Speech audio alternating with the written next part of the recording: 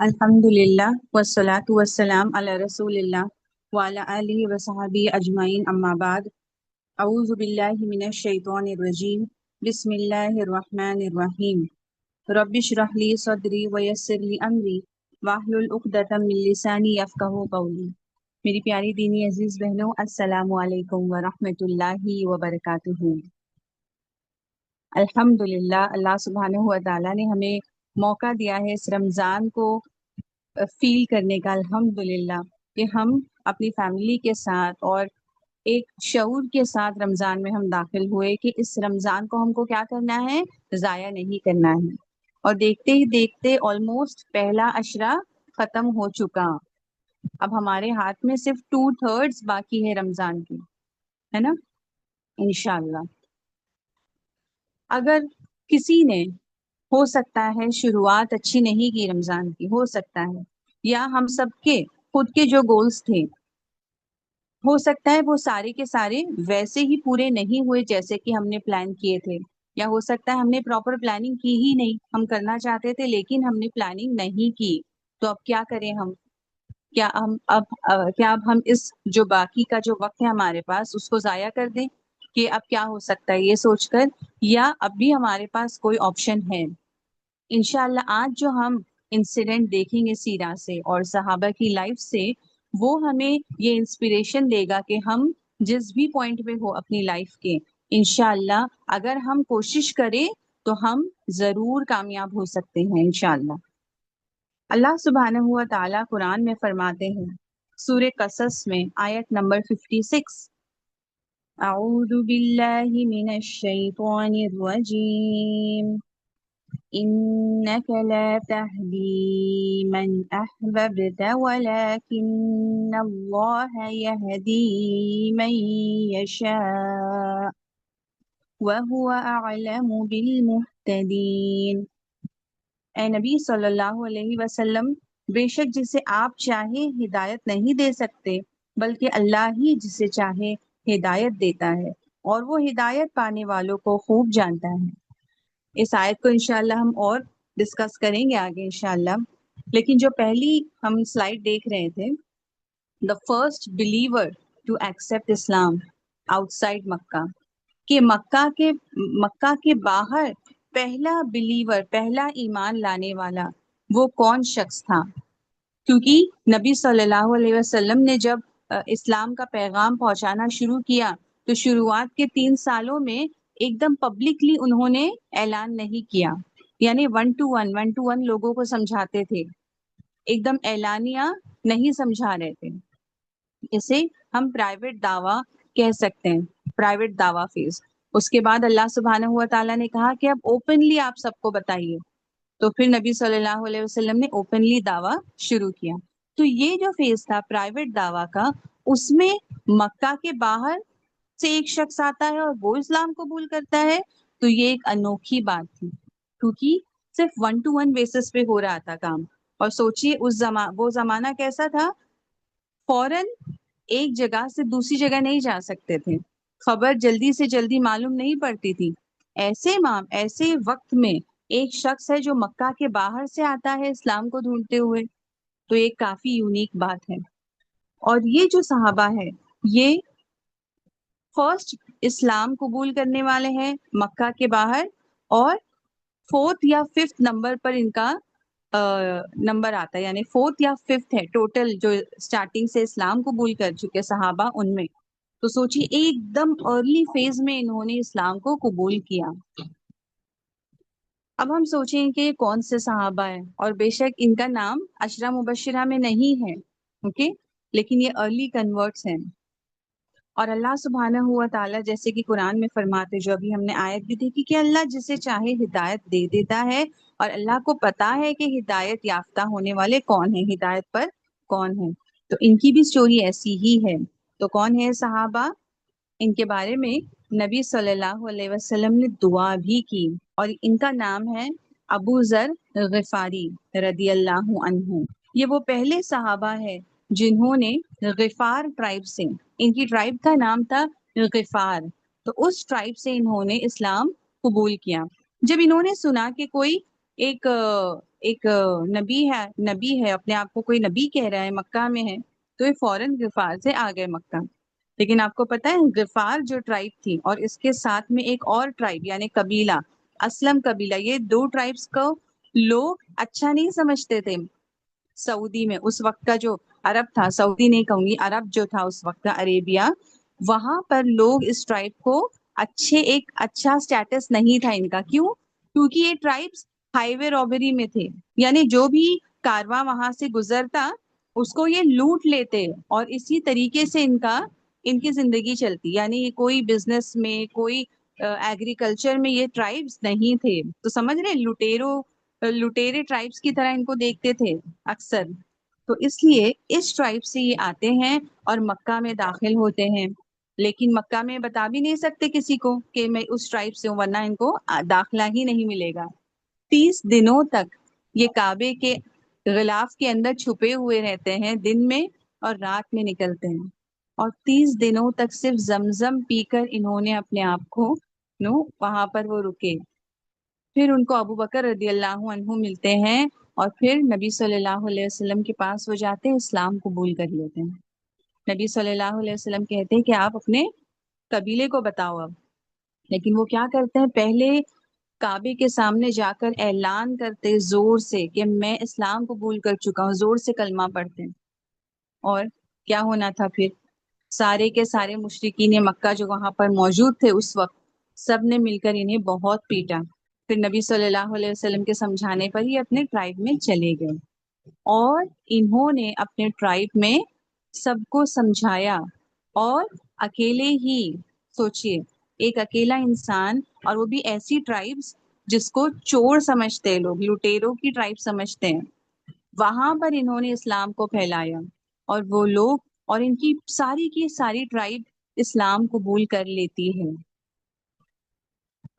اور نبی صلی اللہ علیہ وسلم نے ان کی ٹرائبس کے لیے بھی دعا کی، لیکن ان کے اور بھی کئی سارے ان کی ورچوز ہیں، لیکن آج جو اسپیشل انسیڈنٹ ہم پڑھنے والے ہیں وہ تبوک کا انسیڈنٹ ہے، کہ تبوک کے وقت وہ کیا اسپیشل واقعہ تھا جس کی وجہ سے نبی صلی اللہ علیہ وسلم نے ان کے لیے دعا بھی کی تھی۔ نبی صلی اللہ علیہ وسلم جب تبوک کے لیے نکلے، ہم نے کچھ دنوں پہلے ایک انسیڈنٹ دیکھا تھا، سورہ توبہ کی آیت ہم نے دیکھی، 3 صحابہ، تو ان کا کیا معاملہ تھا، وہ تبوک میں نہیں جا پائے، جبکہ بدر میں ساری جنگوں میں انہوں نے حصہ لیا تھا، تو یہ صحابہ بھی تبوک میں نہیں جا پائے تھے، اور انہوں نے بدر میں، احد میں کسی جنگ میں حصہ نہیں لیا کیونکہ یہ دوسرے ٹرائب میں تھے نا۔ لیکن تبوک کے وقت کیا ہوا، ان کا جو اونٹ تھا وہ ان کے پاس تھا نہیں، یا جو بھی وجہ سے ان کو سواری نہیں مل پائی، اور نبی صلی اللہ علیہ وسلم جنگی قافلے کے ساتھ آگے بڑھ گئے۔ اب انہوں نے کیا کیا، ڈیزرٹ ریجن ہے، ایک دم شدید گرمی ہے، بغیر جانور کے کیا ٹریول کیا جا سکتا ہوگا، سوچئے۔ انہوں نے پورا سامان باندھا، جیسے کہ باندھ کر کیمل پر رکھا جاتا ہے اس طریقے سے باندھا، اور اپنے پیٹھ پر لاد لیا، اور بائی واک چلتے ہوئے انہوں نے اس سفر کو شروع کیا۔ اور جب نبی صلی اللہ علیہ وسلم آلموسٹ 3 دن کی جرنی وہ کر چکے تھے، تب جب صحابہ ایک جگہ کیمپ کرتے ہیں، وہاں پر دیکھتے کہ دور سے کوئی اکیلا چلتا ہوا آ رہا ہے، پورے ریگستان میں نا ریت اڑ رہی ہے، اور اکیلا کوئی شخص چلتا ہوا آ رہا ہے، اور نبی صلی اللہ علیہ وسلم نے دعا کی کہ کاش یہ ابو ذر ہو۔ سوچئے کتنے ان کا کیا سٹیٹس تھا نبی صلی اللہ علیہ وسلم کے یہاں، کہ نبی صلی اللہ علیہ وسلم نے دعا کی ان کے لیے کہ کاش یہ ابو ذر ہو، اور وہ ابو ذر رضی اللہ عنہ ہی تھے، اور وہ اکیلے ہی چلتے ہوئے اتنے دنوں سے کنٹینیوسلی وہ چل رہے ہیں، اپنا سارا سامان اپنی پیٹھ پر لاد کر۔ ان کے پاس ایک ریزن بھی تھا کہ ان کے پاس سواری نہیں ہے، لیکن اس کے باوجود انہوں نے ایکسکیوز کو ڈھال نہیں بنائی، انہوں نے کیا کیا، جو وہ کر سکتے وہ کر دیا، انہوں نے جرنی شروع کر دی۔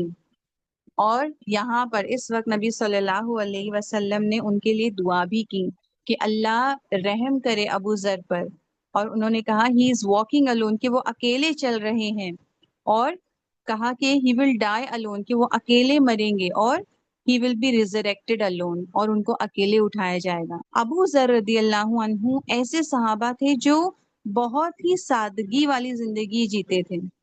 سوچیے ان کا بیک گراؤنڈ کیا ہے، لٹیرے ٹرائب سے آتے ہیں، لیکن ان کی زندگی کیسی ہے، ایک دم سادگی والی زندگی. اور حق بات کو سیکھنا، حق بات کو جاننا، اس کی پیاس کتنی ہے ان کے اندر کہ اپنی ٹرائب سے نکل کر مکہ آئے. مکہ سے جب ان کو نکال دیا گیا مار کر، تو پھر اپنی ٹرائب کے پاس، اپنے قبیلے کے پاس جاتے ہیں اور سمجھاتے ہیں ان کو. اور اتنا سمجھاتے ہیں کہ سالوں میں ان کا پورا قبیلہ، ان کا بھی اور جو نیبرنگ قبیلہ تھا، جو ان کے رشتہ دار کا بھی تھا، دونوں قبیلے اسلام قبول کر لیتے ہیں الحمدللہ. تو اللہ سبحانہ تعالیٰ جو کہتے ہیں قرآن میں کہ اللہ سبحانہ ہوا تعالیٰ جسے چاہتے ہیں اسے ہدایت دیتے ہیں. اللہ فرماتے ہیں انک لا تہدی من احببت ولکن اللہ یہدی من یشاء. اے نبی صلی اللہ علیہ وسلم، بے شک جسے آپ چاہیں ہدایت نہیں دے سکتے، بلکہ اللہ جسے چاہے ہدایت دیتا ہے. وَهُوَ أَعْلَمُ بِالْمُهْتَدِينَ، اور وہ ہدایت پانے والوں کو خوب جانتا ہے. سوچئے یہ کتنی خوبصورت بات ہے کہ اللہ سبحانہ ہوا تعالی جسے چاہتے ہیں ہدایت دیتے ہیں. الحمدللہ ہم امید کرتے ہیں کہ ہم ہدایت کے راستے پر ہیں، ہم امید کرتے ہیں اللہ سے یہ، اور ہم چاہتے ہیں کہ اللہ سبحانہ تعالیٰ ہمیں ہمیشہ اس ہدایت کے راستے پر رکھے. اور یہاں پہ سب سے خوبصورت بات اللہ کہتے ہیں کہ اللہ خوب جانتے ہیں. جیسے کہ ایک ٹیچر رہتی ہے جو وہ اپنی کلاس کے اسٹوڈینٹس کو کہتی ہے کہ مجھے اچھے سے پتا ہے کہ اچھا پڑھائی کرنے والے بچے کون ہیں. بھلے ان کا نام نہیں لیتی، لیکن وہ جو بچے ایک دم کیسے فیل کرتے نا کہ ہاں ٹیچر نے میرے بارے میں کہا ہے. کیوں؟ کیونکہ ان کے مارکس اچھے ہیں، ان کا کنڈکٹ اچھا ہے ٹیچر کے ساتھ، ساری چیزیں. تو کتنا ایک عزت محسوس ہوتی ہے اس وقت. تو سوچیے اللہ سبحانہ تعالیٰ یہاں پر کہہ رہے ہیں کہ اپنے بندوں میں سے اللہ کو پتا ہے، اللہ کو خوب پتا ہے کہ ہدایت پانے والے کون ہیں. وہ لوگ کون ہیں جن کے اندر ہدایت پانے کی وہ چاہ ہے، وہ پیاس ہے ان کے اندر، وہ تڑپ کس کے اندر ہے جو چاہتا ہے کہ وہ اور سیکھے اور بہتر بنے اور اچھا عمل کرے، اللہ کے پیغام کو لوگوں تک بہترین طریقے سے پہنچا دے. وہ ایسا کیا کام کرے جس سے وہ بھی صحیح ہو جائے اور اس کے اعتراف کے لوگ بھی اللہ کے فرما بردار بن جائیں. اس کی مین تڑپ ہی اس کی زندگی کی یہ ہوتی ہے کہ وہ اللہ کے پیغام پر خود بھی عمل کرے اور اپنے پاس اس کے آس پاس جو بھی ہے ان سب کو وہ پیغام وہ پہنچا دے. تو یہ تڑپ کس کے اندر ہے یہ اللہ خوب جانتے ہیں، اور یہ تڑپ دل کی جو تڑپ ہے اللہ کو پتہ ہے. تو اس کے لیے ہمیں محنت کرنی ہے میری بہنوں. ابو ذر رضی اللہ عنہ کی بہت بہترین سٹوری ہے، انشاءاللہ فیوچر میں ہم ضرور کریں گے انشاءاللہ. لیکن آج ان کی لائف سے یہ دو انسیڈنٹ ہم لیتے ہیں، اسپیشلی تبوک کا، اور جس طریقے سے انہوں نے اسلام قبول کیا، اکیلے آ کر سیکھا، اتنے دن رہے، سمجھا اور اسلام قبول کیا، اور پھر اس کو آگے پہنچانے لگ گئے. وہ انتظار میں نہیں بیٹھے تھے کہ چلو کوئی مجھے آئے اور مجھے سمجھائے اور مجھے مدد کرے. نبی صلی اللہ علیہ وسلم اور صحابہ کو بھیجیں گے تب میں بتاؤں گا، کیونکہ میں اکیلے بتاؤں گا تو پھر لوگ تو مجھے غلط سمجھیں گے. جس طرح مکہ میں ان کی پٹائی کر دی لوگوں نے، جیسے ہی کہا کہ میں اسلام قبول کر چکا ہوں، کلمہ پڑھا، تو سارے لوگوں نے ان کو بہت مارا. تو اس سے تو ڈر ہونا چاہیے انسان کو کہ اب اگر میں پھر بولوں گا تو مجھے تو اور مار پڑے گی اور مجھے تکلیف اٹھانی پڑے گی. لیکن نہیں، انہوں نے اسلام کو آگے پہنچانے کی جو ان کے اندر چاہت تھی اس کو انہوں نے جاری رکھا. اور وہ صرف ان کے زبان سے نہیں پتا چل رہا تھا، ان کے عمل میں بھی.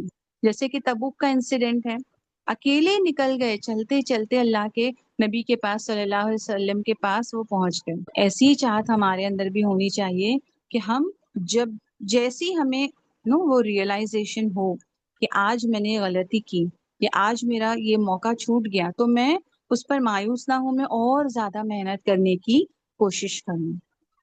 اور اللہ نبی صلی اللہ علیہ وسلم ایک بہت بہترین بات فرماتے ہیں حدیث میں. معاویہ رضی اللہ عنہ سے روایت ہے کہ نبی صلی اللہ علیہ وسلم نے فرمایا، جس کسی کے لیے بھی اللہ سبحانہ ہوا تعالی خیر کا معاملہ کرنا چاہتے ہیں، جس کسی کے لیے، تو اللہ کیا دیتے ہیں اس کو، اس انسان کو اللہ دین کی سمجھ دیتے ہیں. اور دین کی سمجھ میری بہنوں ہم کو ایسی نہیں آ جائے گی ہم سو رہے ہیں اور اچانک دل اور دماغ کے اندر دین کی سمجھ اللہ نے بھر دی. نہیں، اس کے لیے ہم کو اپنا وقت لگانا پڑے گا، اپنی انرجی لگانی پڑے گی، اپنا وقت لگانے کے لیے اپنے ٹائم کو مینیج کرنا پڑے گا.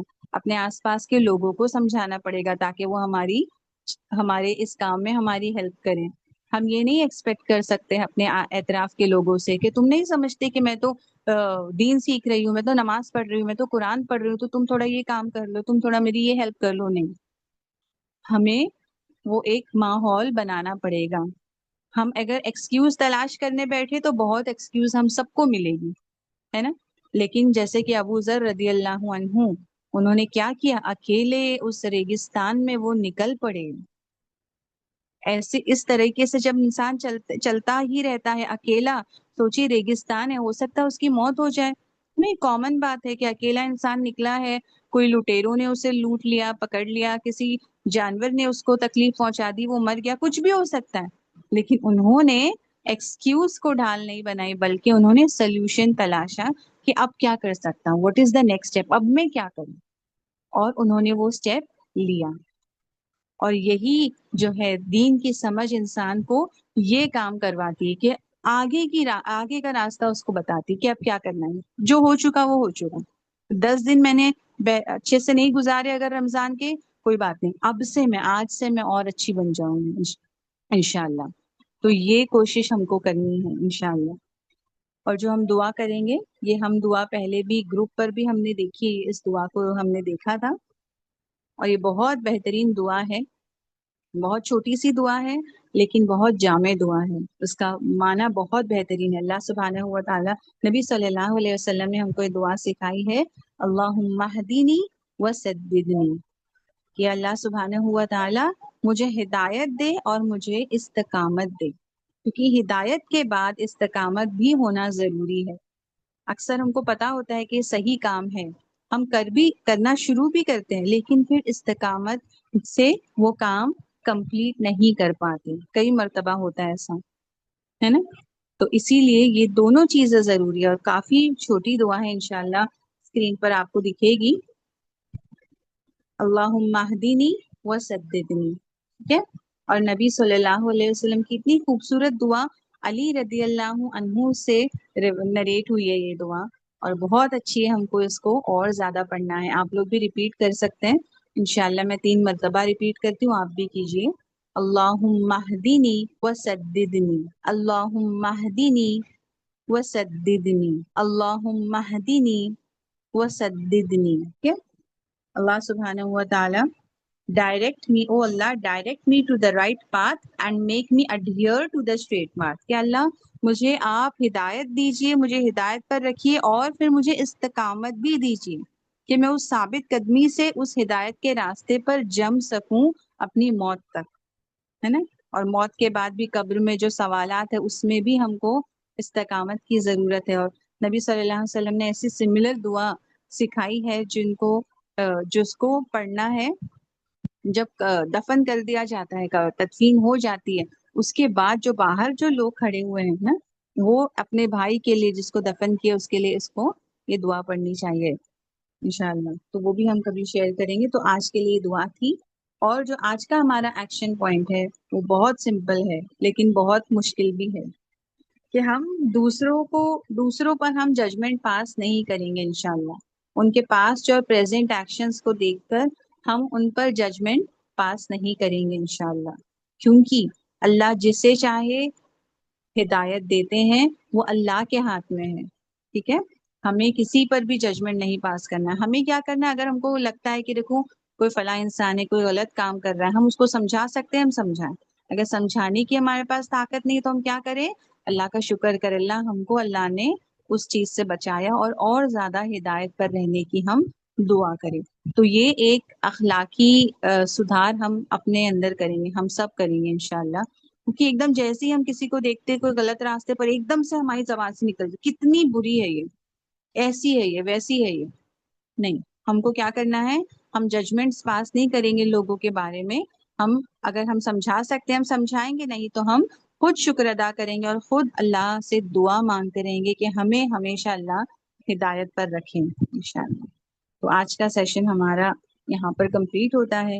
اللہ سبحانہ ہوا تعالیٰ سے دعا ہے کہ اللہ سبحانہ ہوا تعالیٰ ہم سب کی کوشش کو قبول کرے، اور اللہ سبحانہ ہوا تعالیٰ ہمیں اخلاص اور استقامت کے ساتھ اس رمضان میں اپنی عبادت کرنے والا بنائے، اپنی ہم سب کی مغفرت اللہ سبحانہ و تعالیٰ کر دیں، آمین یا رب۔ جزاک اللہ خیر۔ السلام علیکم ورحمۃ اللہ وبرکاتہ۔ سبحانک اللہم و بحمدک، نشہد ان لا الہ الا انت، نستغفرک و نتوب الیک۔